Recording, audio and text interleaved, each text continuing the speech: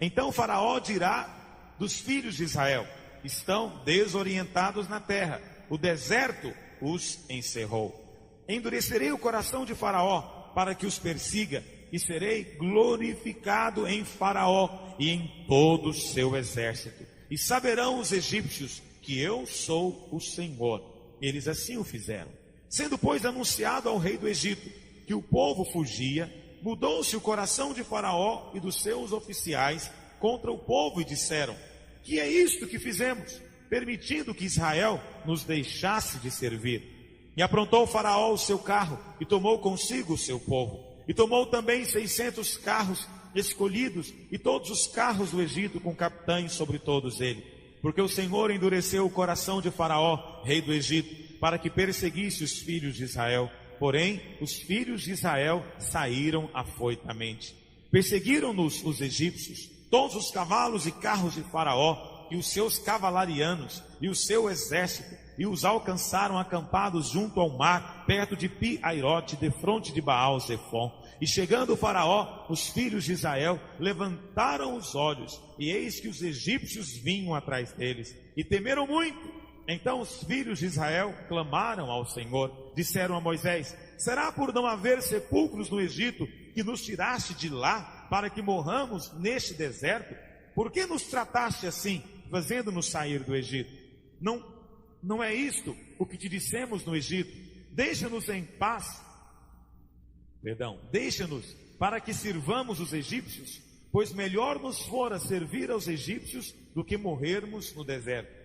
Moisés, porém, respondeu ao povo: não temais, aquietai-vos e vede o livramento do Senhor que hoje vos fará. Porque aos egípcios que hoje vedes, nunca mais os tornareis a ver. O Senhor pelejará por vós, e vós vos calareis. Aleluia. Disse o Senhor a Moisés: por que clamas a mim? Dize aos filhos de Israel que marchem.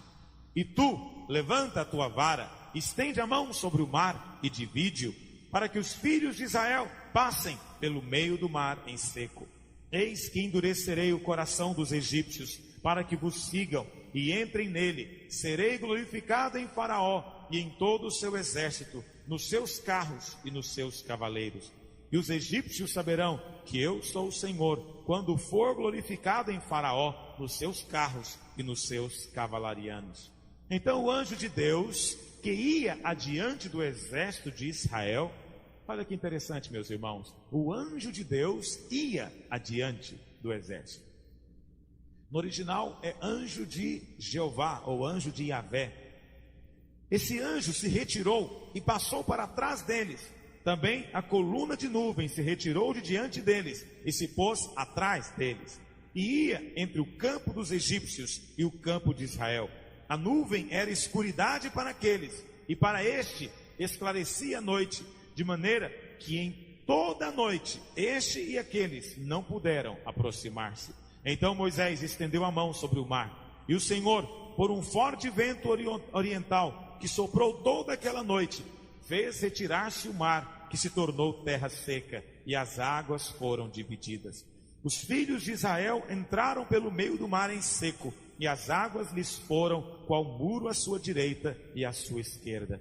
Os egípcios que os perseguiam entraram atrás deles, todos os cavalos de Faraó, os seus carros e os seus cavalarianos, até ao meio do mar. Na vigília da manhã, o Senhor, na coluna de fogo e de nuvem, viu o acampamento dos egípcios e alvorotou o acampamento dos egípcios. Emperrou-lhes as rodas dos carros e fez-los andar dificultosamente. Então disseram os egípcios: fujamos da presença de Israel, porque o Senhor peleja por eles contra os egípcios. Disse o Senhor a Moisés: estende a mão sobre o mar, para que as águas se voltem sobre os egípcios, sobre os seus carros e sobre os seus cavalarianos. Então Moisés estendeu a mão sobre o mar, e o mar, ao romper da manhã, retomou a sua força. Os egípcios, ao fugir, foram de encontro a ele, e o Senhor derribou os egípcios no meio do mar.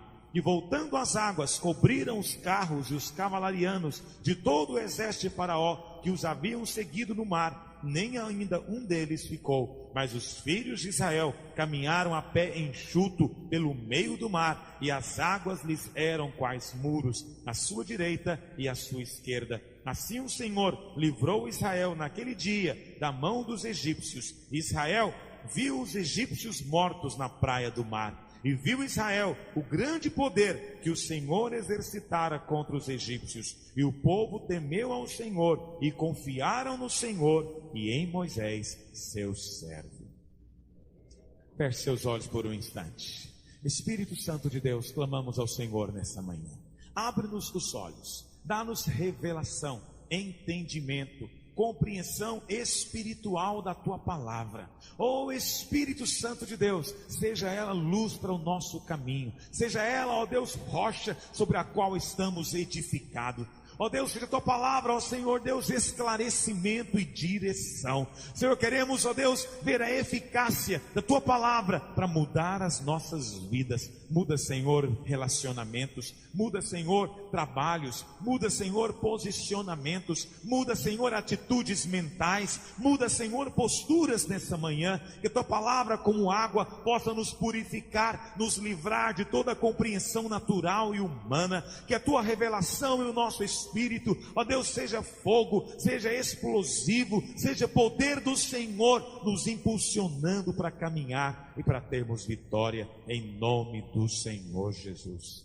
Diga: eu creio que a palavra de Deus é viva, é eficaz, funciona. Diga: esta palavra tem poder para transformar a minha alma, para renovar a minha mente, para ser alimento no meu espírito. Diga: eu creio que esta palavra é alicerce, é rocha, onde eu estou edificado e jamais serei abalado, em nome de Jesus. Aleluia. A palavra do Senhor é verdadeira, é eficaz, e é por isso que nós enfatizamos tanto e vemos tanto a importância de você conhecer a palavra e de ela ser luz dentro de você. Não é uma questão de você ver algo que ninguém nunca tenha visto antes, não é uma questão de você aprender algo que ninguém jamais tenha compreendido antes, mas é uma questão de você compreender as verdades básicas. Você sempre soube, na luz de Deus, de tal maneira que seja impacto na sua vida e testemunho para aqueles que estão nas trevas, porque a palavra de Deus é lâmpada para o nosso caminho, é luz diante de nós. Aqueles que andam no trilho da palavra não tropeçam, diz a palavra de Deus. Neles não há tropeço, porque neles não há treva nenhuma. Aleluia. Tens visto alguém que tem tropeçado? É porque a palavra de Deus não tem sido lâmpada para os pés dele. Porque aquele que caminha na luz da palavra, que tem a disposição de obedecer a palavra, nesse não há tropeço algum. Muitas pessoas querem a prosperidade, e é muito bom você querer prosperidade, é muito bom você querer ser próspero, é muito bom você querer ser abençoado, é muito bom você querer ver suprimento de Deus, é muito bom você de fato ver a abundância de Deus na sua casa, na sua família. Deixa eu dizer algo para você. Muitos falam da importância de plantar, de semear para poder colher, e isso é verdade. Isso é verdade. Muitos falam da importância de ser fiel no dízimo, isso também é verdade. Isso funciona, mas tem algo que poucas pessoas falam e que de fato tem uma repercussão muito maior e muito mais duradoura na sua vida, que chama-se integridade. Integridade não é algo que dá arrepio. Integridade não é algo que você sente calafrio quando você pratica. Integridade, na verdade, é algo que é bem amargo na boca. Integridade, na verdade, é algo que você não vê no momento, aparentemente, nenhuma recompensa. Integridade, coerência entre aquilo que você fala e aquilo que você faz. Coerência entre aquilo que você diz crer e aquilo que você faz. Isso vai produzir prosperidade num nível muito maior, porque não vai ser só para você, vai ser para você, para os seus filhos, para os filhos dos seus filhos e para os filhos dos filhos dos seus filhos até a 10ª geração. É a promessa do Senhor. Isso é fruto de integridade. Eu tenho observado que muitas vezes nós pensamos na palavra de Deus e estamos aqui para ouvir a palavra de Deus como se ela fosse algum tipo de de curiosidade. Então, vamos domingo de manhã, ou então vamos no culto da igreja, para a gente ouvir a palavra, porque é tão interessante. Não, a palavra de Deus não é algo para ser simplesmente interessante. A palavra do Senhor é algo para ser vivido, para ser praticado. Numa igreja de vencedores, nós não somos meramente ouvintes da palavra, mas somos operosos praticantes daquilo que ela diz. E se ela diz algo, então, meus irmãos, isso é ponto acabado, definido, não tem necessidade de algo mais. Eu sei que hoje em dia não basta dizer está escrito, não é verdade? Hoje em dia não é suficiente dizermos, olha irmão, está escrito na palavra de Deus, você tem que fazer porque está escrito. Não, nós sempre queremos arrumar algum outro motivo, alguma outra vantagem. E até mesmo nós pastores, quando vamos pregar, entende? Não basta dizer que algo está fora da palavra de Deus, que algo está errado. Tem que mostrar os perigos, as desvantagens, os riscos de se praticar aquilo. Então, nós dizemos às pessoas, meu irmão, você não pode adulterar, por exemplo. É só um exemplo. Você não pode ter contato sexual com prostitutas. Isso é a palavra de Deus. Mas aí, se você apenas fala que está escrito, não é suficiente. Porque ele vai dizer, não, mas onde é que fica o meu instinto? Onde é que fica? Eu tenho desejos físicos, é próprio do homem querer fazer isso ou aquilo, é antinatural o que você está querendo falar. Eu acho que isso é uma interpretação pessoal da Bíblia. E aí começa as conversas todas. Por causa disso, nós pastores somos forçados a fazer o quê? A mostrar os perigos daquela situação, a mostrar as desvantagens, e mostrar para você as vantagens que vai ter de você obedecer a Deus. Deixa eu dizer algo para você, uma igreja de vencedores, mesmo quando nós não compreendemos as vantagens nenhuma, porque há vantagens, mas mesmo quando nós não compreendemos, nós praticamos assim mesmo, porque nós queremos andar em linha com a palavra de Deus. Quantos dizem amém sobre isso? E essa semana, eu estava lendo a revista Veja, eu estava lendo um artigo de um articulista da revista, que por sinal, ele é de uma denominação protestante, e ele falando a respeito de algo, que eu fiquei pensando, o quanto isso é sério, o quanto é sério, sabe, se nós não formos coerentes, e não vivermos com um padrão de integridade elevado, que a palavra de Deus ensina, não apenas nós vamos colher o mal, mas até os nossos filhos também vão colher o mal.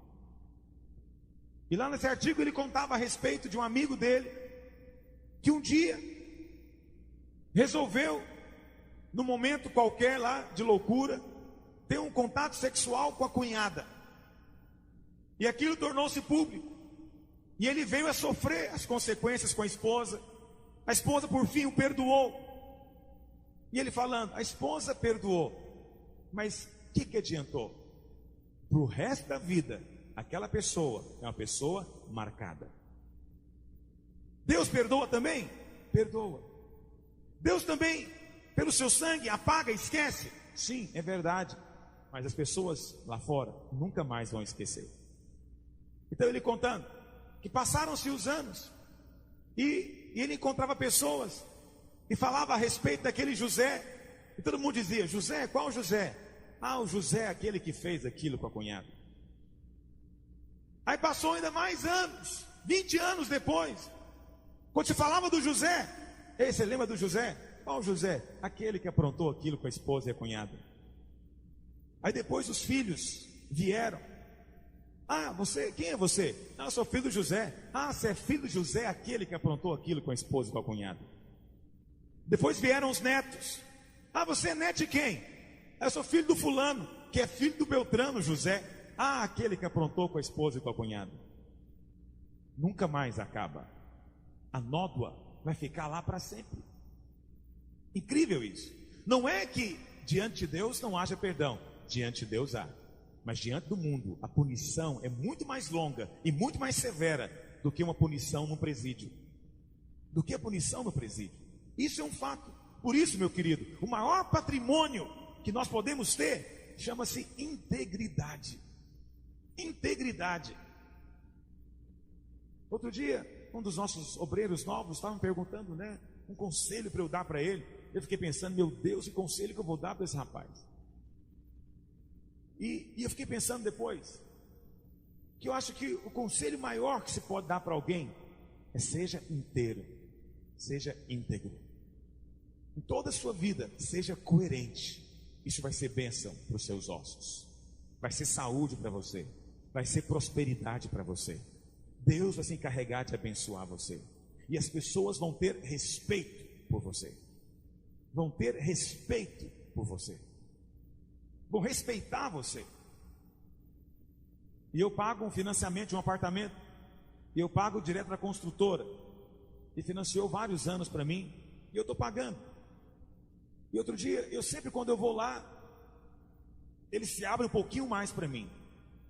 Da última vez que eu fui, ele teve um acidente de carro, já saiu para receber uma oração, se abriu para receber uma palavra, porque ele viu a morte, capotou o carro 3 vezes, viu a morte. Ele quer saber algo de Deus. Mas toda vez que eu vou lá, ele quer me vender mais alguma coisa, porque ele fala: você é uma pessoa íntegra. E eu falo: sou mesmo. Essa é a única glória que eu me glorio. Sou mesmo. O que eu falo, eu vivo. E eu não tenho problema de ninguém olhar a minha vida, porque minha vida é um livro aberto. Não tem partes escondidas, nebulosas, cinzentas, escuras. Eu sou isso mesmo que eu sou. Se tem um defeito, eles são visíveis.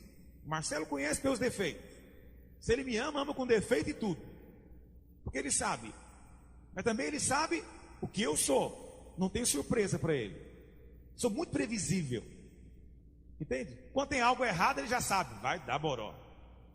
Quando tem algo certo, vai ter elogio. É previsível. O íntegro é previsível. Você sabe, porque a integridade dele denuncia ele. E comentando com aquele senhor, eu falei para ele: um patrimônio que eu tenho chama-se confiança, credibilidade. Deixa eu dizer algo para você: você pode orar o dia inteiro, babar de orar, mas se você não tiver integridade, a sua unção não vai atingir ninguém, porque a unção só flui onde tem integridade. A unção só flui onde tem credibilidade.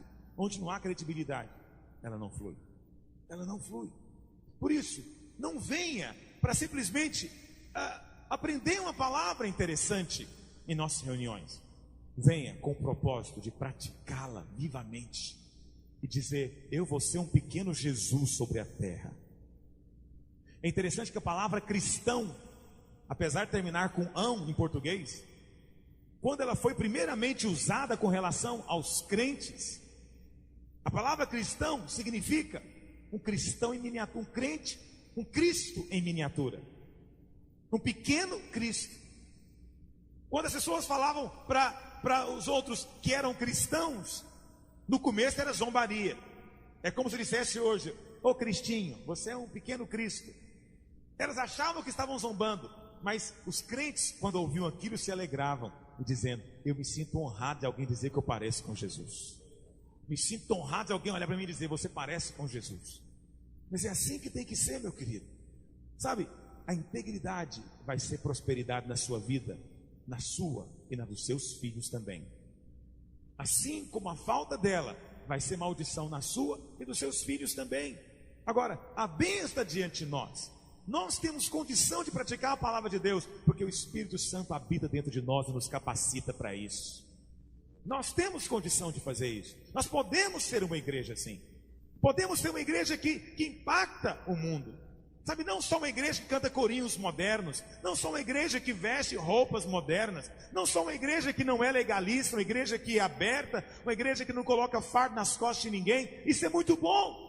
Não apenas uma igreja festiva, é muito bom ser festeiro, é muito bom comemorar, mas acima de tudo, que possamos ser conhecidos como o povo da coerência.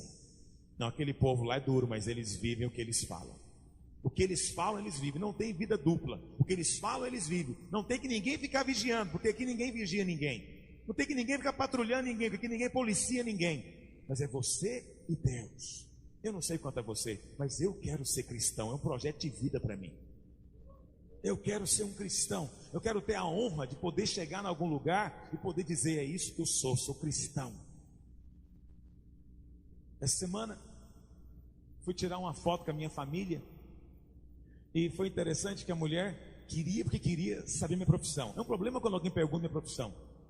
Eu nunca sei o que eu respondo. Porque pastor, na verdade não é profissão, é vocação. Não fazemos isso por dinheiro. Não é? Faríamos de qualquer forma, como tem muitos pastores que fazem de qualquer maneira mesmo.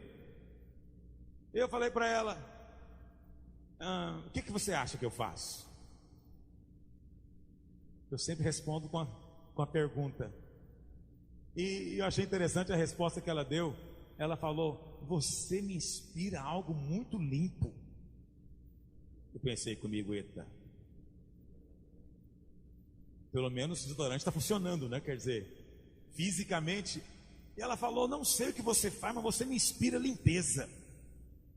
Não é maravilhoso isso? Onde tem demônio tem sujeira, onde tem Espírito Santo tem limpeza. Eu gostei de ouvir aquilo. Eu falei: desse que eu faço limpeza de pele, alguma coisa. Eu brinquei com ela, que eu não faço, irmãos sabem disso. E ela falou: você deve ser algum médico, enfermeiro, alguma coisa assim. Eu falei: mais ou menos. Tudo depende do ângulo que se olha. Qual doença você está falando? Não é verdade? Eu trabalho com doenças, trabalho com remédios também. Mas não contei para ela, deixei ela na expectativa. Depois de buscar a foto eu conto para ela. Mas eu gostei dela falar que eu tinha cara de limpeza. Eu nunca tinha ouvido esse elogio. Você é limpo. Não é maravilhoso ouvir isso? Você é limpo. Eu falei: sou mesmo. Saí de lá alegre. Falei: fui lavado pelo sangue de Jesus. Eu sou limpo. Sou lavado. E é isso que eu gosto de inspirar nas pessoas. Isso é muito bom. Uma sensação de que não tem sujeira ali, de que não tem nada escondido ali. Por isso, não basta frequentar uma reunião, não basta você receber a oração de alguém, não basta vir cantar corinhos aqui na igreja. Isso não é suficiente. Isso não vai fazer de você um cristão realmente. Isso não vai, não, por si só, isso não vai trazer um testemunho lá fora. É claro, venha cantar, venha louvar, venha receber oração, venha ouvir a palavra, mas acima de tudo, pratique-a, viva essa palavra. Amém, meus irmãos? Porque eu estou falando disso, o Espírito Santo sabe. Mas não tem nada a ver com o nosso texto aqui. Vamos voltar aqui para Êxodo capítulo 14. A gente tem que falar o que o Espírito Santo manda falar. Então, irmãos, a partir do capítulo 14, nós vamos estudar o livro de Êxodo de maneira diferente. Por isso eu quero a sua cooperação. Eu não vou mais estudar o livro de Êxodo lendo o texto todo aqui, porque a partir de agora não dá para fazer assim. Os textos são muito longos. Eu ficaria muito tempo lendo aqui. Por isso eu quero contar que você vai ler durante a semana alguns capítulos em casa. E nós vamos estudar agora eventos. Cada domingo vamos estudar uma experiência que o povo de Israel teve. Hoje eles estão passando na segunda experiência. A primeira experiência foi a Páscoa. A Páscoa foi uma experiência de redenção, quando eles passaram o sangue e se sentiram libertos da condenação, da morte, do juízo de Deus. Agora, vamos passar pela segunda experiência, que é a passagem pelo Mar Vermelho. Essas duas experiências, juntamente com o fato deles saírem, nos fala da plena salvação de Deus. Diga: a salvação de Deus completa envolve 3 momentos. Diga: a Páscoa, a saída e o Mar Vermelho. Diga: a Páscoa simboliza a redenção. Diga: a saída do Egito simboliza a saída do mundo. Diga: o Mar Vermelho simboliza o batismo. Anota na sua agenda aí, sim. O Mar Vermelho simboliza o batismo. Eu disse aos irmãos que esse é um livro para novo convertido. Todo novo convertido deveria ouvir essas fitas depois, sobre o livro de Êxodo, porque aqui nós temos bases e uma história, uma ilustração da nossa vida cristã, do seu tempo de conversão, do seu tempo de escravidão no Egito, da Páscoa, da experiência que você teve com o sangue de Jesus e também da sua libertação, a passagem pelo Mar Vermelho. Agora, eu queria ver com você alguns momentos específicos desse capítulo. Primeiro momento: a última perseguição de Faraó. Nós sabemos, meus irmãos, que Faraó simboliza Satanás. E a luta de Faraó contra os cristãos simboliza a perseguição também que o diabo faz contra os crentes. E aqui, se o Mar Vermelho simboliza o batismo, isso significa que o momento em que o diabo mais persegue os crentes, o novo convertido, é no momento que antecede o batismo. E vou ser franco para você, os melhores crentes são aqueles crentes que foram perseguidos. Crente que não foi perseguido tem uma fé frágil, tem uma fé debilitada. A perseguição, ela é vital. Perseguição é fundamental. Não podemos pedir perseguição. Isso não é apropriado, segundo a palavra de Deus. Mas nem precisamos, porque a palavra do Senhor diz lá em 2 Timóteo, abre lá em 2 Timóteo, capítulo 3, verso 12. Não desmarca de Êxodo, não. 2 Timóteo 3, verso 12.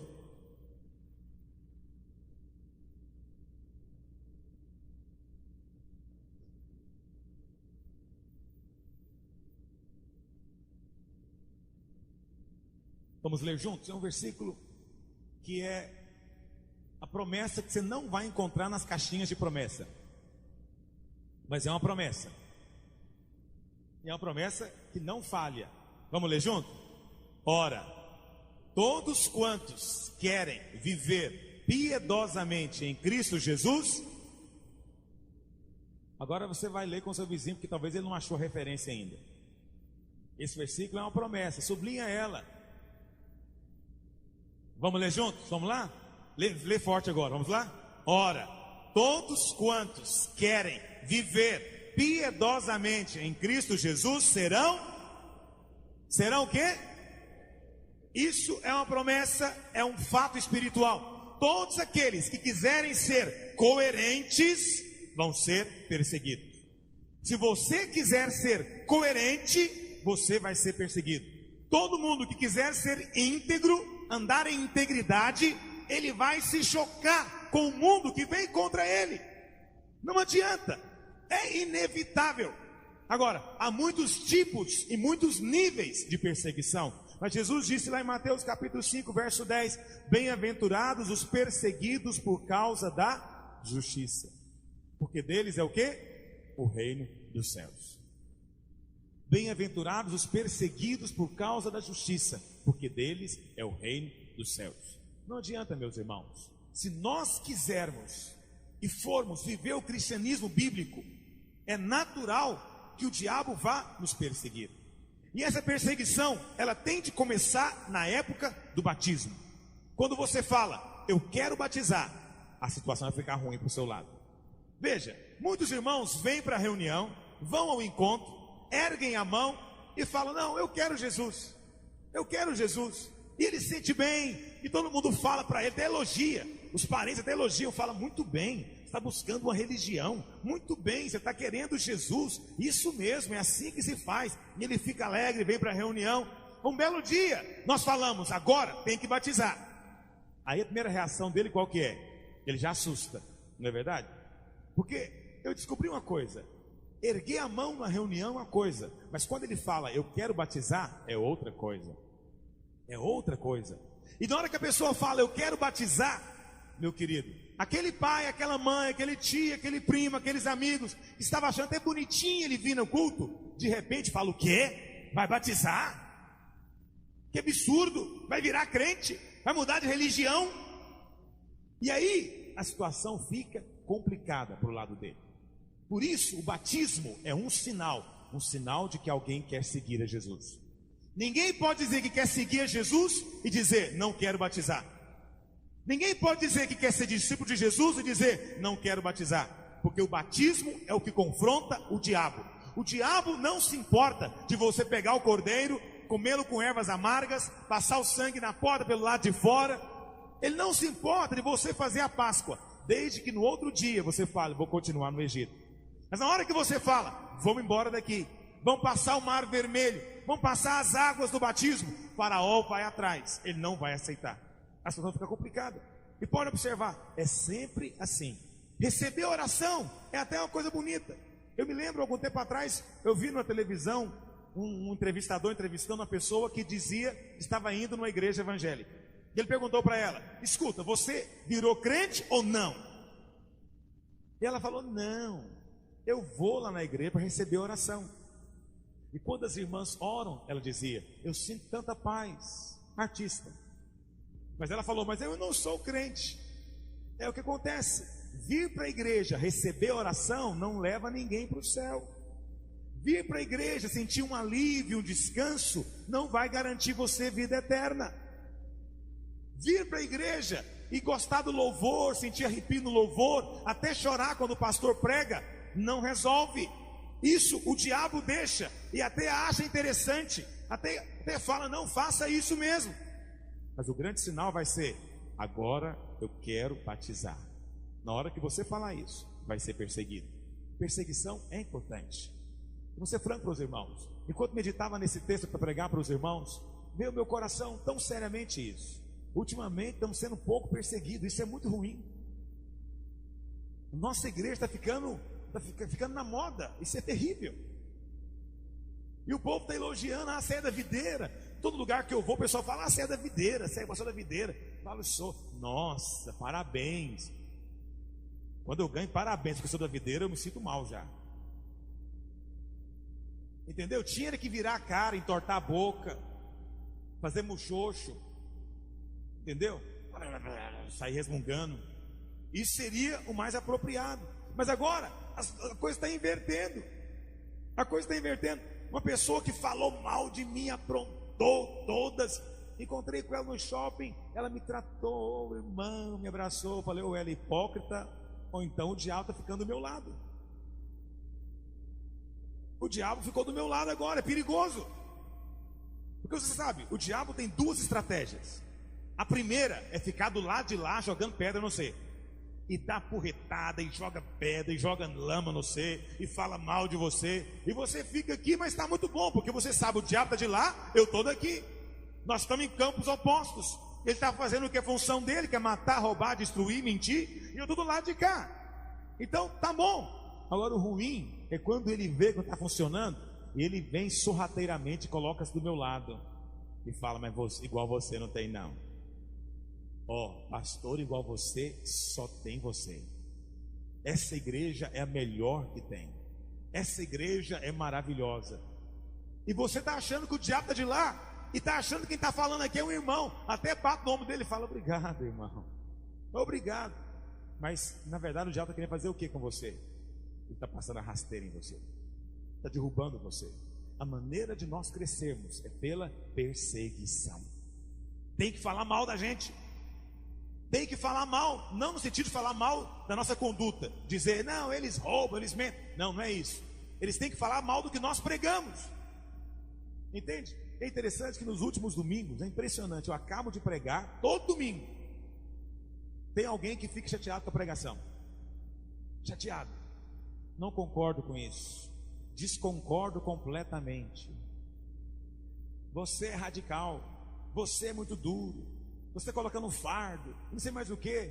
Eu na hora eu fico até assim, eu falo: oh Deus, tem misericórdia de mim. Depois eu chego em casa e fico alegre, fico em paz.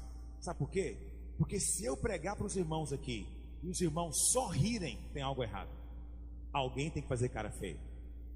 Alguém tem que sair dali e ficar bravo comigo. Alguns dias atrás preguei uma mensagem aqui, na época do Natal. Eu falei do Natal e falei também sobre idolatria. Quantos estavam aqui nesse dia? Irmãos, a situação ficou preta. O negócio ficou ruim pro meu lado. Mas eu fui embora alegre. Falei: não adoro, não adoro e não adoro. Só tem um Deus. Achou ruim, achou. Embirrou, embirrou. Não quero ficar na igreja. Não fica. Não fica. Vou dizer algo para os irmãos. Você não tem que se preocupar se lá no seu trabalho eles criticam você. Se estão criticando, é porque você está querendo seguir ao Senhor piedosamente. Entende? Não devemos nos preocupar com isso. E muitas vezes, essa perseguição vai vir para depurar a igreja. Abre lá em 1 Pedro capítulo 4. Estou lembrando desse texto, quero ler com os irmãos. 1 Pedro capítulo 4. Olha o que diz, verso 12. 1 Pedro capítulo 4, verso 12. Amados, não estranheis o fogo ardente que surge no meio de vós. Eu sei que todas as vezes que os irmãos veem a palavra fogo, já pensa na unção do Espírito. Esse fogo aqui é o fogo que vai queimar e vai arrebentar. Bom, esse fogo aqui não é esse. Esse fogo é diferente. Olha o que diz. Amados, não estranheis o fogo ardente que surge no meio de vós, destinado a provar-vos, como se alguma coisa extraordinária vos estivesse acontecendo. Pelo contrário, alegrai-vos na medida em que sois co-participante dos sofrimentos de Cristo, para que também, na revelação de sua glória, vos alegreis exultando. Se pelo nome de Cristo sois injuriados, bem-aventurados sois, porque sobre vós repousa o Espírito da glória e de Deus. Aleluia. Há um fogo que está destinado a vir sobre nós. Tem um fogo que é o fogo do Espírito, mas tem um outro fogo que é o fogo da perseguição, que é o fogo de falar mal, é o fogo de não acreditar em você, é o fogo de desprezar você, é o fogo de rejeitar você. Irmãos, eu me lembro como eu fui rejeitado. A rejeição é uma coisa que dói muito. Eu me lembro quando eu fazia faculdade. Puxa, como era complicado. E principalmente porque eu testemunhava do Senhor mesmo. Não interessava a circunstância, eu testemunhava sempre. E era impressionante a rejeição. Sabe, aquela postura assim de você é de outro planeta, você é de outro mundo, você é medieval. Mas não tem problema. Aqueles que quiserem de fato seguir ao Senhor vão ser perseguidos. A perseguição é boa, ela firma a sua fé. A perseguição mostra quem é e quem não é. Entende? Porque tem muitos que têm vergonha. Muitos querem ficar bem com o mundo. Muitos querem ficar bem com todo mundo. E não tem jeito. Naquele batismo que nós fizemos de 1000 pessoas, ficaram de fora muitas. Não foram poucas não. Ficaram muitas de fora. Mais de 100 ficaram de fora. Espero que eles estejam no próximo batismo agora. Mas muitos deles não quiseram batizar, justamente por causa disso. Porque a perseguição vem. Volta lá para Êxodo. Por que Faraó foi perseguir o povo? A Bíblia fala, verso 3: então Faraó dirá dos filhos de Israel: estão desorientados na terra, o deserto os encerrou. Os irmãos se lembram, nós falamos semana passada no capítulo 13, no verso 17. Diz assim: tendo Faraó deixado ir o povo, Deus não os livrou pelo caminho da terra dos filisteus, posto que mais perto, pois disse: para que porventura o povo não se arrependa vendo a guerra e tornem ao Egito. Havia um caminho para sair do Egito. O caminho é chamado de caminho da terra dos filisteus. Esse era o caminho normal, essa é a maneira convencional, essa é a maneira comum de seguir até Canaã. Todavia o Senhor falou: não vai ser esse o caminho, vou conduzir você por outro caminho. E o caminho que Deus estava conduzindo o povo era um caminho absurdo. Ninguém passava por ele, ninguém andava por ali. Deus os fez dar volta e os conduziu para o deserto, até no mar, onde não havia saída. E Faraó então falou: esse povo está desorientado, esse povo não tem para onde ir. Já viram? Essa é a experiência daqueles que querem seguir ao Senhor. Na hora que eles começam a seguir ao Senhor, todo mundo fala para eles: você está desorientado, você não sabe o que está fazendo da vida, você não está pensando no seu futuro. Deixa esse negócio de igreja quando você ficar velho, quando você estiver no final da vida. Isso é coisa de velho, aí você vai procurar a igreja. Agora não. É interessante como o Faraó sempre usa as mesmas estratégias. Eu tive essa experiência, talvez você teve também, não é? Eu tive, e muitos têm. Começa a seguir ao Senhor, começa a vir para as reuniões, começa a querer buscar o Senhor. Todo mundo diz: está desorientado, está desorientado. E aí vem a perseguição. Para quê? Com o intuito de trazê-los de volta para o Egito. Mas isso não é verdade. Deus não vai fazer isso. Verso 4: endurecerei o coração de Faraó para que os persiga. Segundo ponto que eu queria falar com os irmãos: Deus usa o diabo. Deus usou Faraó e Deus usa o diabo hoje.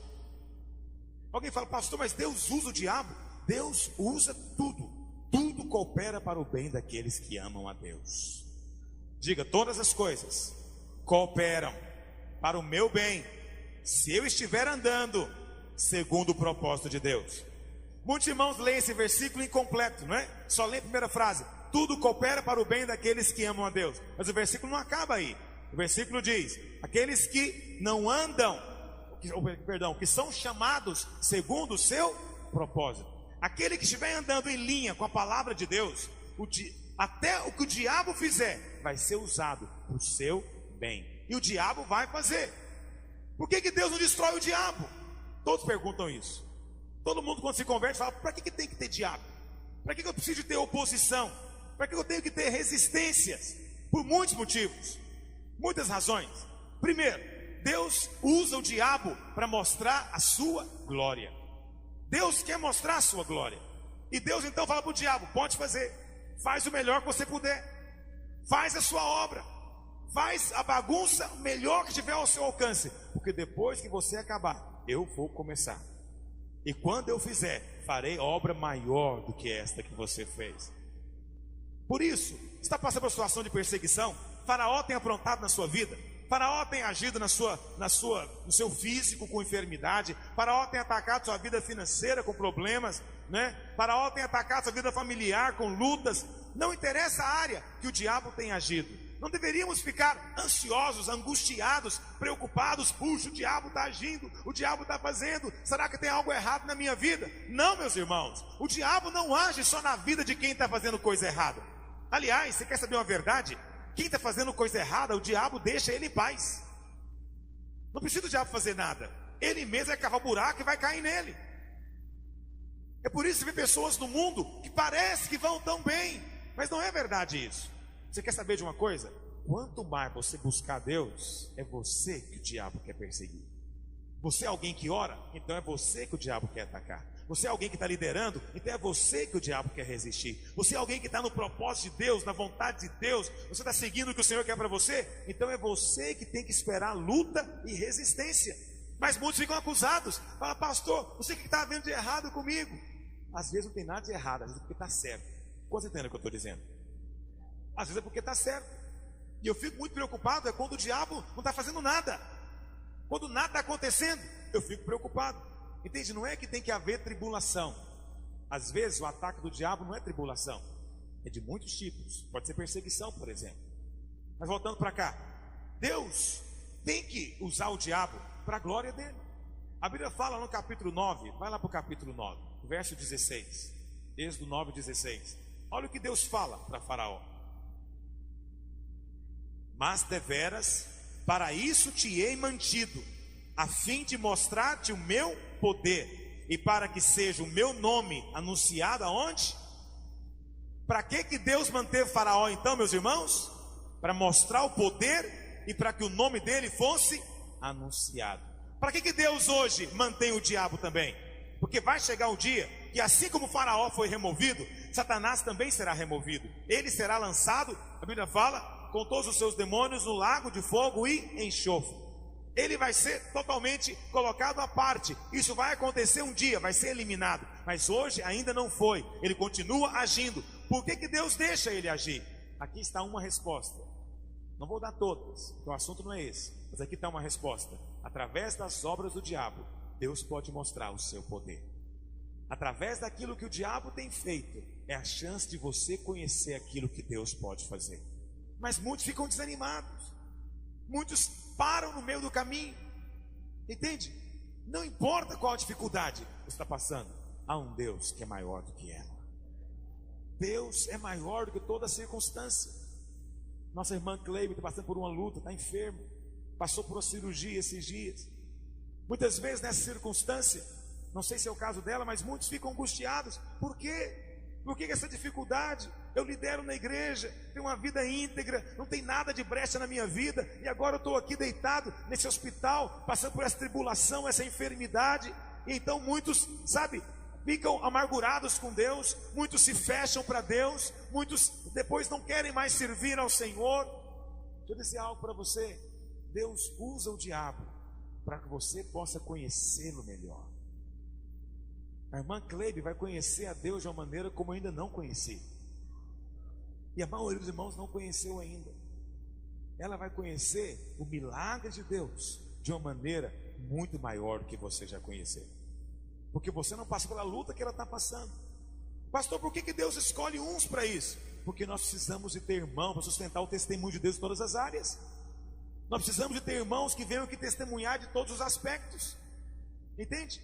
Nós precisamos de ter irmãos que vêm aqui e contam aqueles testemunhos mais hediondos. Eu era feiticeiro, macumbeiro, comia cadáver, sei mais do que. Precisamos de ter pessoas que falam isso, porque lá fora tem gente que precisa de ouvir isso. Então Deus usa o diabo.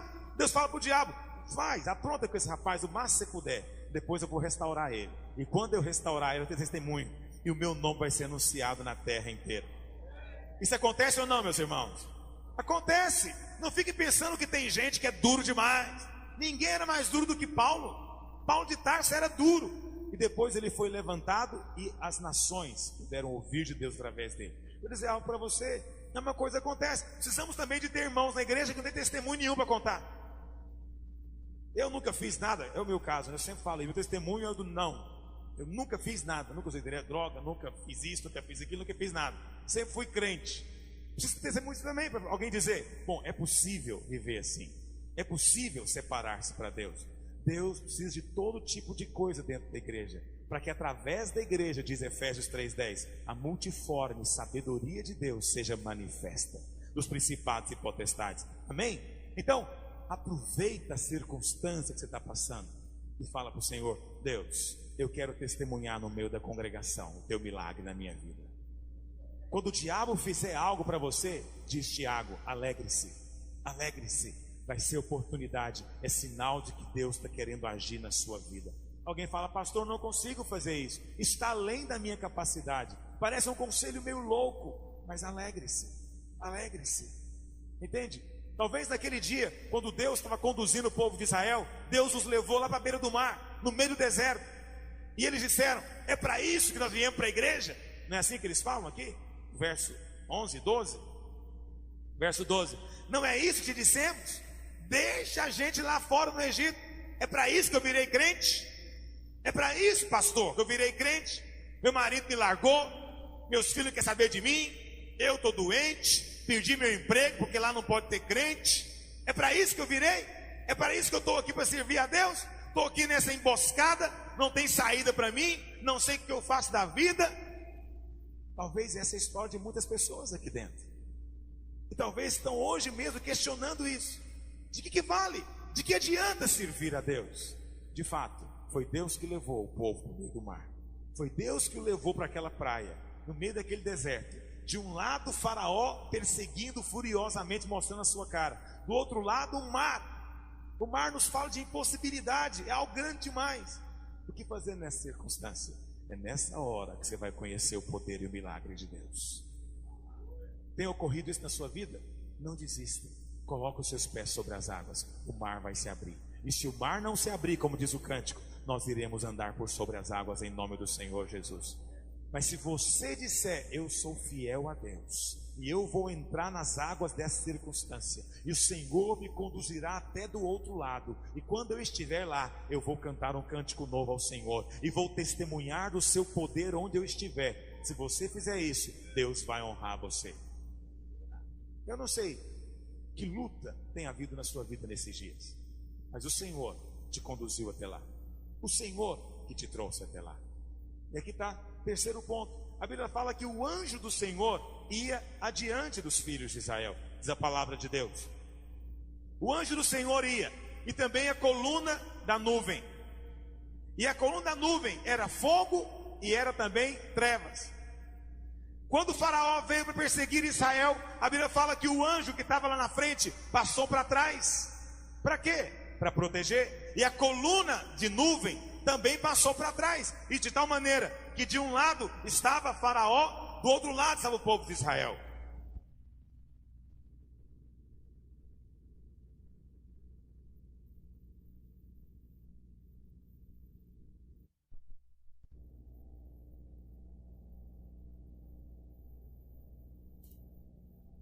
Interessante.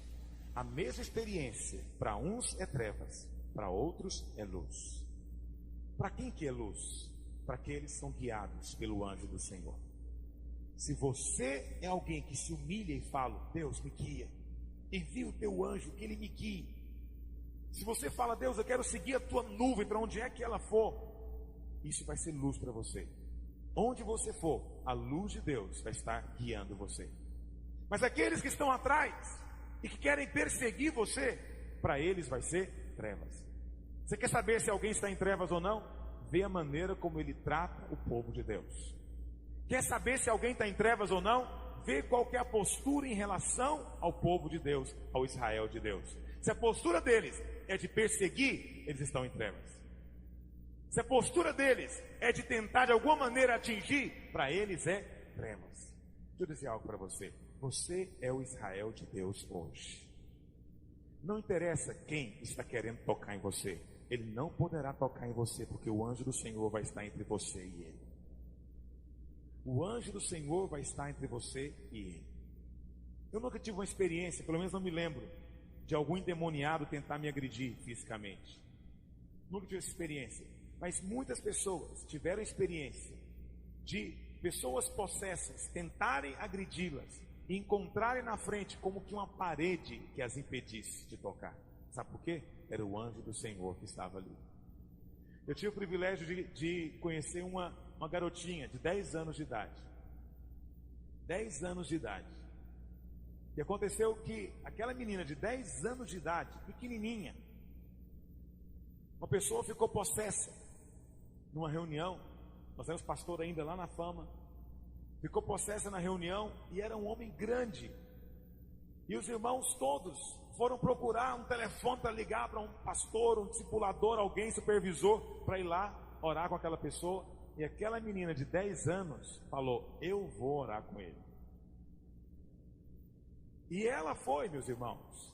E essa experiência foi impressionante. Foi na casa dos irmãos. E ela estava na porta. E o endemoniado do outro lado. E o endemoniado saiu correndo na direção dela para atacá-la. Impressionante. Quando alguém é cheio do Espírito, não interessa quantos anos ele tem. Não interessa se 10, 9, 8 anos de idade. E aquela menininha, ela contando que ergueu a mão. E na hora que ela ergueu a mão, o endemoniado voou para trás. Voou para trás com 10 anos de idade. Com 10 anos de idade. Porque o anjo do Senhor está ao nosso derredor. O anjo do Senhor vai à sua frente. Você não percebe isso. Mas no dia que você falou, eu quero servir a Deus. No dia que você falou, eu escolho ao Senhor. Ainda que venha perseguição, ainda que diga que eu estou louco, ainda que diga que eu perdi o rumo de vida, eu vou servir ao Senhor. Ainda que a circunstância toda ao meu redor pareça tão complicada, ainda que o mar está diante de mim, ainda que tenha um deserto atrás de mim, e parece que eu não tenho saída, ainda assim eu vou estar com o Senhor. Vou dizer algo para você: Deus vai estar ao seu redor para livrar você. Não vai ter patrão que vai tocar em você. Não vai ter vizinho ímpio e perverso tocar em você. Não vai ter homem no mundo capaz de tocar em você, porque você é a menina dos olhos de Deus. E o que é a menina dos olhos de Deus? É a pupila, é a parte mais íntima que pode ter no nosso corpo, é o seu olho. Ninguém toca no seu olho impunemente. Aliás, ninguém nem consegue tocar no seu olho que você não deixa. Assim também é com Deus. Nós somos aquela parte preciosa aos olhos de Deus. E Deus tem cuidado de você. Deixa eu falar uma palavra para você nessa manhã. Não sei por que estou falando disso.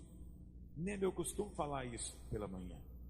Mas pessoas têm cometido injustiça contra você. Eu quero dizer você algo. Levante-se em Deus e se alegre.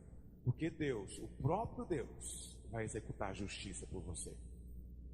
Deixa eu dizer algo para você. Não fique preocupado em buscar a justiça dos homens. O Senhor vai pelejar as suas guerras para você. É no seu trabalho que você foi ultrajado, que você foi explorado, espoliado. Não se preocupe, o Senhor vai se levantar e vai pelejar as guerras por você. É na sua casa, é o seu cônjuge, o seu marido. Muitos homens têm aprontado com mulheres de Deus. Muitos homens lá de fora têm feito coisas terríveis com irmãs. Mulheres de Deus, deixa eu dizer algo para você hoje. O próprio Deus se levantará para ser o seu protetor e para ser o seu suprimento. E Ele mesmo vai julgar a sua causa. A palavra do Senhor diz que Ele é o Deus dos órfãos e das viúvas. E tem muitas irmãs que são viúvas de marido vivo. Não se preocupe, o Senhor vai ser o seu marido e vai cuidar de você. Mas ninguém vai tirar um centavo seu. E não vai faltar nada na sua mesa, porque o Senhor vai suprir você nesses dias. E você vai se lembrar do que eu estou dizendo a você hoje, que é uma palavra da parte de Deus, que o anjo do Senhor está diante de nós. E ele é uma coluna de luz para guiar você, mas será uma coluna de trevas para produzir confusão nos demônios que tentam atingir você. Quantos dizem amém nessa manhã?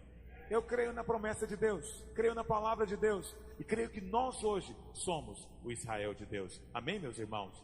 A Bíblia fala então que Deus abriu o mar, e aqui está o quarto elemento. Deus abriu o mar e destruiu o exército de Faraó lá dentro. Por um lado você pensa que o mar foi o livramento de Deus, mas não é. O povo de Israel foi só uma isca. Deus usou o povo como isca. Deus queria era atrair Faraó para lá.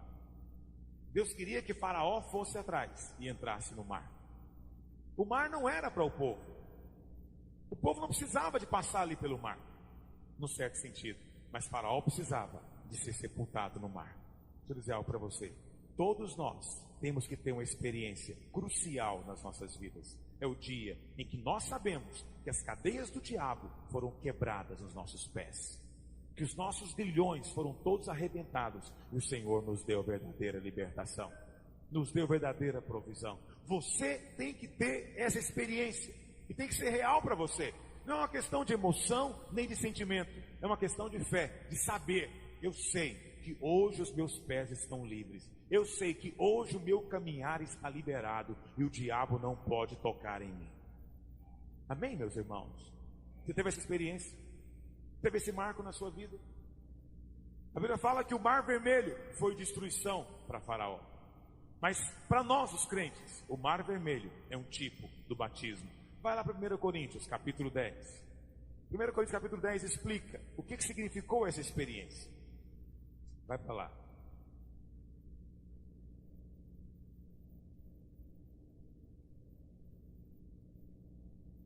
Olha o que diz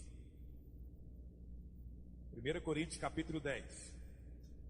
Ora, irmãos, não quero que ignoreis que nossos pais estiveram sob a nuvem, diga nuvem, e todos passaram pelo mar, diga o mar, tendo sido todos batizados, diga batizados. Aonde, meus irmãos? Na nuvem como no mar, com respeito a Moisés. Todos eles comeram de um só manjar espiritual e beberam da mesma fonte espiritual, porque bebiam de uma pedra espiritual que os seguia, e esta pedra era Cristo. Falei para os irmãos que a plena salvação de Deus envolve três coisas. Primeiro, envolve a Páscoa. A Páscoa nos fala da redenção, nos fala da salvação, do juízo, da condenação de Deus. Segundo lugar, a plena salvação de Deus nos fala de sair do Egito, ou seja, sair do mundo. Ter um posicionamento de dizer, não pertenço mais a este mundo corrompido, em trevas. E terceira coisa, a plena salvação de Deus envolve passar pelo mar vermelho. E aqui, em 1 Coríntios capítulo 10, diz que todos eles foram batizados na nuvem e no mar. Por isso não sou eu que estou dizendo, é a Bíblia quem diz. Foi o apóstolo Paulo quem disse que a passagem pelo mar vermelho simboliza o batismo nas águas. Hoje em dia, o batismo nas águas virou apenas um ritual, e as pessoas fazem isso de maneira mecânica, sem ter compreensão espiritual do que está acontecendo. Por isso eu falei para os irmãos, o melhor batismo é aquele batismo que acontece com o crente quando ele está debaixo de pressão, de perseguição. Quando o marido fala, se você virar crente e batizar, eu largo você. Quando no seu trabalho você ouve dizer, se você batizar e virar crente, você perde o emprego. Ou quando você ouve o pai e a mãe dizer, se você virar crente, você não é nosso filho, nossa filha mais. Tudo isso são coisas que nós já vimos aqui. Eu já vi pessoas que ouviram isso do marido. Se você virar crente, você não precisa de voltar aqui mais. Eu ouvi alguns que retrocederam. Vi alguns que voltaram atrás e disseram, bom, Deus não quer isso, vou batizar quando meu marido se converter. Eu já ouvi acontecer isso. O que ocorreu na verdade? Faraó prendeu e continuou lá no Egito. Faraó prendeu e continuou lá no Egito. Mas também já vi pessoas dizendo, eu vou me batizar e vou servir a Deus. E se o homem gostou ou não gostou, é o problema dele. Eu vou buscar a Deus em primeiro lugar. Eu já ouvi isso acontecer. Já vi mulheres que ficaram sozinhas por causa disso. E já vi maridos também que foram abandonados por causa disso. E alguém fala: pastor, isso é radicalismo. O irmão fala tanto da família e o irmão está aí na frente dizendo que é melhor servir a Deus do que continuar casado. É isso mesmo. Eu sei que falando essas coisas eu atraio sobre mim muita ira. Deixa eu dizer para você algo. O Senhor Jesus, antes de trazer paz, Ele veio trazer espada. E quem disse isso foi Ele mesmo. Ele falou: não pense que eu vim trazer paz, eu vim trazer espada. O que Ele quis dizer com isso? Significa que nós agora, os convertidos, seremos pessoas agora violentas? Seremos pessoas agora envolvidas em agressões físicas? De jeito nenhum. Não foi isso que Ele quis dizer. O que Ele quis dizer é que por causa dele haveria divisão dentro da própria casa. Por causa dele, pais iriam rejeitar filhos, maridos iriam rejeitar esposas, sogras iriam rejeitar noras e assim por diante. O que ele quis dizer é que por causa dele haveria perseguição e haveria luta em todos os níveis. Em todos os níveis. E alguém fala: não creio que Deus queira isso de mim. Faça de acordo com a sua fé. Mas foi Jesus quem disse: se você amar pai e mãe mais do que a ele, não é digno dele. Se você amar esposo ou esposa mais do que a ele, não é digno dele. Se você amar filho mais do que a ele, não é digno dele. Teve alguém que falou que ia sair da igreja porque o filho não concordava. E falou: no dia que ele casar, a gente vem para a igreja. Pode ser que o dia que ele casar seja tarde demais. E pode ser que ele nunca case. Porque nesses casos o diabo nem deixa ele casar. Maldição na vida dele. Eu já ouvi isso. Se você ama mais seu emprego do que a Deus, você não é digno dele, diz o Senhor. Se você ama mais qualquer outra coisa do que a mim, diz o Senhor, você não é digno de mim. Nós temos de colocar o Senhor em primeiro lugar. E isso é uma igreja de vencedores. Em primeiro lugar Ele. Em primeiro lugar Ele. Não interessa se vão gostar ou não, se vão rir ou não, se vão dizer amém ou não, se vão ficar empolgados ou não. Em primeiro lugar é Ele. Amo o Senhor mais do que essa igreja. E olha que eu amo essa igreja, mas é Ele em primeiro lugar. É o que Ele quer dizer em primeiro lugar. É o que Ele quer fazer em primeiro lugar. É o eis-me aqui em primeiro lugar. Lembra disso? Não penseis que vim trazer paz. Vim trazer espada. Espada. Espada. Eu sinto no meu espírito hoje, neste lugar, espada. Eu acordei muito alegre. No meu espírito, por mim mesmo, eu estou alegre. Mas eu sei que no meio de corações aqui, Deus está colocando espada. Deus está colocando espada na vida de algumas pessoas, no casamento de algumas pessoas, no trabalho de algumas pessoas, em relacionamentos, de amizades. Deus está colocando a espada no meio. Sabe que espada é essa? É a espada da palavra de Deus. É a espada da verdade de Deus. A verdade de Deus é a espada afiada de 2 gumes. E não se amedronte, nem fique assustado achando que está fora do propósito de Deus. Persevere em seguir ao Senhor e Deus vai honrar você. Persevere em ser fiel ao Senhor e você vai ver o que é fidelidade de Deus na sua vida. Amém, meus irmãos? Eu nem quero perguntar, que não vai dar tempo de eu orar por você aqui no meio da mensagem. Mas eu sei que Deus tem liberado hoje uma palavra diferente daquela que eu vim para falar. Eu sei que o Espírito Santo está falando de maneira diferente com você hoje. E sei que alguns estão no momento de decisão. Alguns estão querendo voltar para o Egito, ou então avançar para Canaã. Eu sei que alguns que estão aqui hoje pela manhã, de fato não vieram aqui por acaso. O Espírito Santo trouxe você aqui hoje a falar com você. E eu sinto a unção de Deus sobre nós hoje aqui, para confrontar você, para que você decida, se o Senhor é Deus, segue a Deus. Se Ele é o único Deus verdadeiro, seja fiel inteiramente para Ele, de coração a Ele. Deus hoje está chamando você, está desafiando você, para fazer uma passagem que não vai ter retorno mais. Esse é outro motivo pelo qual o Senhor conduziu o povo para o batismo. O batismo não pode ser uma experiência simplesmente nominal, tem que ser algo vivo, radical, que depois dele não vai ter retorno. Existem 2 grandes símbolos no Velho Testamento do batismo. O primeiro é o dilúvio. E é interessante que lá em Pedro, abre lá, 2 Pedro. Pedro fala que as águas do batismo salvam. 2 Pedro, não, 1 Pedro, capítulo 3, verso 20. 1 Pedro 3, 20. Os quais, noutro tempo, foram desobedientes, quando a longanimidade de Deus aguardava nos dias de Noé, enquanto se preparava a arca, na qual poucos, a saber, 8 pessoas foram salvos,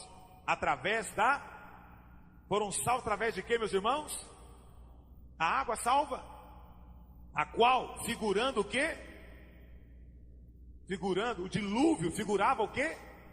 O batismo, e ele também agora também vos salva. Mas salva do quê? Da remoção da imundícia da carne? Não. Salva do quê? Do inferno? Não. Salva do quê? Salva do mundo, salva do Egito, salva do barco que está afundando. Salva disso. Deixa eu dizer algo para você, meu querido. Quando Noé entrou na arca, aquela arca era uma passagem para um outro mundo. Quando ele entrou na arca e veio o dilúvio, a arca passou pelo dilúvio. Nós também, quando nos convertemos, entramos na arca. A arca é o Senhor Jesus. E quando você entra em Cristo, você entra pela morte. E quando você entra na morte, o que sai do outro lado é uma nova vida, é um novo mundo. E você crucificou aquela geração passada. Aquele mundo para você agora está encerrado. Assim também aconteceu com relação ao povo de Israel. Quando o povo passou pelo Mar Vermelho, estava sendo batizado. Por que Deus os conduziu para lá? Porque Deus não queria que tivesse retorno. Nós vemos no capítulo 3. Deus poderia conduzir para o caminho mais curto, que era o caminho dos filisteus. Mas o Senhor falou: não vou levar por lá, porque por lá pode ser que eles queiram voltar. Deus não aceita retorno. As coisas de Deus são só olhando para frente. Não tem essa coisa de olhar para trás. Não tem essa coisa de voltar atrás. As coisas de Deus é para frente e para cima, para o céu. E ele falou: vou conduzir através do mar. É um caminho louco, é um caminho absurdo. Mas o mar é o batismo. A Bíblia fala então, quando Moisés tocou com a sua vara nas águas, o mar se abriu e todo o povo entrou. E era muita gente, meus irmãos, mais ou menos 2 milhões de pessoas. Só de homens eram 600 mil com mais de 20 anos de idade. 2 milhões, 2 vezes Goiânia, seguindo o homem Moisés. Todo mundo entrou no meio do mar. A Bíblia fala então que quando eles entraram no meio do mar, Faraó também quis entrar atrás. Só que o que para um foi experiência de vida, para outro foi experiência de morte. O que significou isso? A Bíblia fala que eles foram caminhando no meio do mar e todos eles saíram. Enquanto isso, lá atrás, Deus emperrou as rodas dos carros e eles ficaram atolados no meio do mar. Quando o último israelita saiu de dentro do mar seco, a Bíblia fala que as águas, os vagalhões, vieram em cima de Faraó e não ficou nenhum. Todos eles morreram. O Mar Vermelho foi o fim de Faraó. Você não vai encontrar depois nada sobre Faraó no resto do livro de Êxodo. Faraó desaparece da história. Sabe por quê? Porque depois do seu batismo, o diabo não tem mais poder nenhum sobre a sua vida. Antes disso, o diabo tem alguma legalidade. Mas depois do batismo, não há legalidade nenhuma para o diabo agir na sua vida. Ele não vai atacar você mais. Agora é você que vai atacar ele. Pastor, quer dizer, depois do batismo não tem guerra espiritual mais? Tem. Mas é diferente. Antes do batismo, é o diabo que ataca você. Antes do batismo, é o diabo que oprime você. Mas depois do batismo, é você que atazana a vida do diabo. Depois do batismo, somos nós que vamos contra as portas do inferno. Depois do batismo, somos nós que aterrorizamos o inferno em nome de Jesus. A coisa se inverte. Continuamos a guerra. Preste atenção. O batismo é a fronteira final. Quando você passa por ele e entra para uma nova vida, tudo aquilo que é do Egito passou. Tudo aquilo que era próprio do Egito passou. Você agora tem uma nova identidade. Antes você era um escravo, vivia escravizado. Agora você é uma nova criatura. Você é um novo homem. As coisas velhas já passaram. Tudo se fez novo. É um novo começo. Se você está entre nós nessa manhã e não se batizou ainda, vou dizer para você algo. Você tem que batizar. Primeiro que está escrito: quem crer e for batizado será salvo. Para mim isso é suficiente. Mas se você não é ainda, vou dizer para você algo. Porque antes de batizar, mesmo tendo crido em Jesus, mesmo tendo crido no Cordeiro, no sangue de Jesus, se você não se batizou, o diabo tem direito legal de oprimir a sua vida. Porque no Egito, quem manda é ele. E quem não batizou, ainda é cidadão egípcio. Mas quem passou pelas águas, morreu para o mundo e renasceu para Deus. E ao ter renascido, você ganhou uma nova nacionalidade, uma nova cidadania. E nesse novo reino, quem manda é o Senhor Jesus. Faraó não tem nenhum poder mais sobre a sua vida. Essa é a verdade do Evangelho. Deixa eu dizer para você algo. Não estou aqui apenas a contar uma história, uma alegoria bíblica. Essa é a verdade do Evangelho. Essas coisas são reais, são fatos espirituais. Se você crê, você entra na experiência dele. Mas na 1 Coríntios fala que fomos batizados no mar e também batizados na nuvem. O que a nuvem aponta, meus irmãos? Diga o Espírito Santo. A nuvem aponta para o Espírito Santo. Ser batizado na nuvem significa ser batizado no Espírito Santo. Nós precisamos passar pelo mar. O mar é uma experiência só. Agora a nuvem continuou com eles até quando chegaram em Canaã. A nuvem foi com eles todos aqueles 40 anos. Porque a nuvem é o Espírito Santo. Ele que nos guia a toda a verdade. Amém, meus irmãos? Ele é que ilustra o nosso caminho. Você precisa ter uma experiência, ser cheio do Espírito Santo constantemente. Ser cristão é ser guiado pelo Espírito. Preste atenção, não é viver trancado no quarto.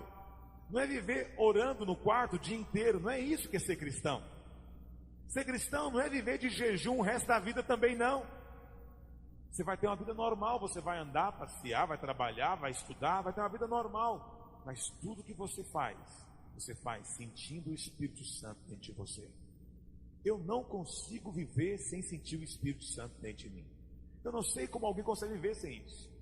Eu não sei como alguns irmãos conseguem viver sentindo o Espírito Santo só quando vem aqui domingo. Ele vem domingo, aí, né, Ronilson? Começa o louvor, aí ele sente a unção, aí ele sente o toque, aí ele fala: eu amo essa igreja, eu amo esse louvor, é tão bom, a gente sente a presença de Deus aqui. Vou dizer algo para você.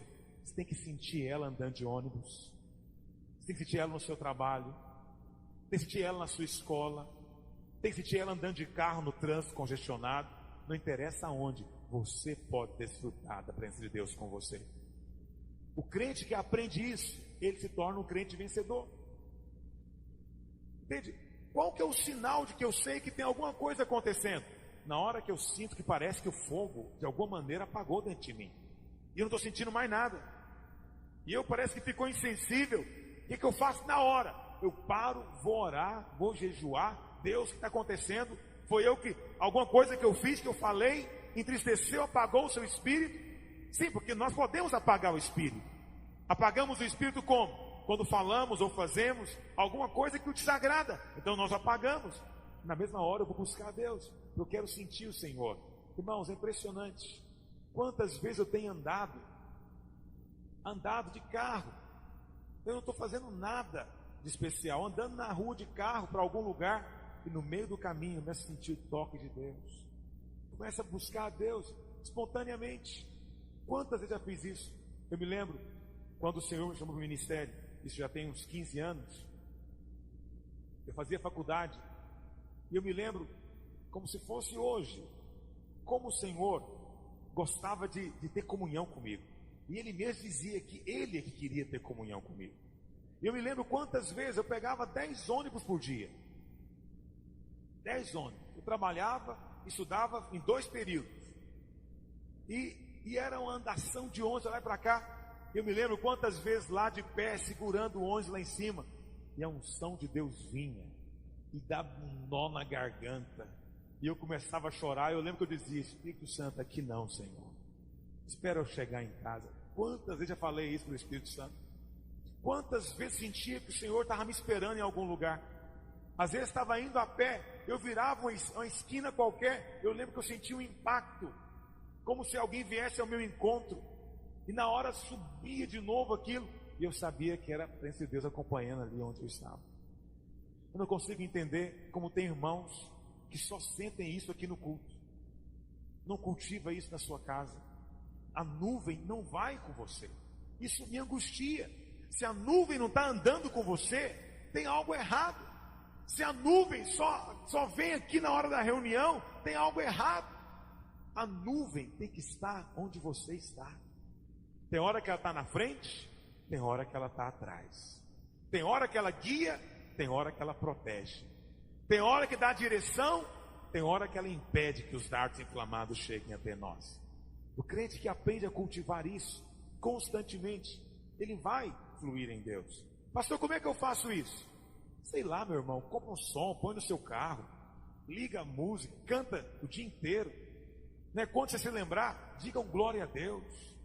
Durante o dia, o tempo todo, digam aleluia. Mesmo quando não tem ninguém olhando. Muitos só querem dizer glória a Deus aqui na reunião. Não, cultive o seu espírito para Deus no seu dia a dia. A nuvem tem que estar com você. E essa nuvem tem hora que chove também em cima de você. Tem hora que é orvalho, tem hora que é uma inundação no seu espírito. Estou contando para você de coisas que são reais. Não estou te contando de teoria que eu aprendi em algum livro. Estou falando de coisas que eu vivo no meu dia a dia. É possível viver assim.